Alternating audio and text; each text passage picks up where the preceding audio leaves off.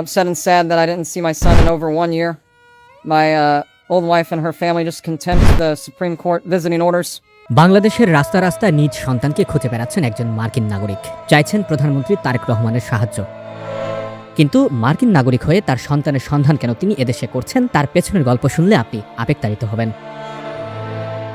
ঘটনা 2018 সালের। গ্যারিসন লুটেন নামের আমেরিকান সেই নাগরিক বিয়ে করেন বাংলাদেশের নাগরিক ফারহানা কবির নামের এক নারীকে। প্রথম দিকে ভালো কাটছিল তাদের সংসার জীবন। বিয়ের বছরখানেক পরই তাদের পরিবারে যোগ হয় নতুন অতিথি, মানে প্রথম সন্তান। কিন্তু বিপত্তির শুরু 2023 সালে, যখন ফারহানা করিম নামের সেই নারী পুনরায় অন্তঃসত্ত্বা হন। গর্ভাবস্থায় তিনি স্বামী লুটেনকে নিজ দেশে আসার কথা জানান।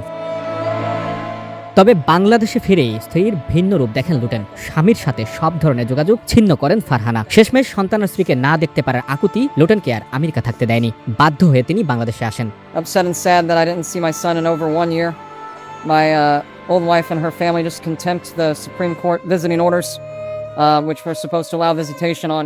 এক পর্যায়ে নানা ঝক্কি মারিয়ে ফারহানার বাসায় যান। বাসায় গিয়ে মাথায় যেন বাজ পড়ে তার। স্ত্রী ফারহানা জানান, কানাডিয়ান এক ব্যক্তিকে তিনি বিয়ে করেছেন, এমনকি দ্বিতীয় সন্তানের বাবাও নাকি সেই কানাডিয়ান নাগরিক। তবে লুটেনের সাথে ডিভোর্স ছাড়া কি করে এটি সম্ভব, এ নিয়ে প্রশ্ন ওঠে।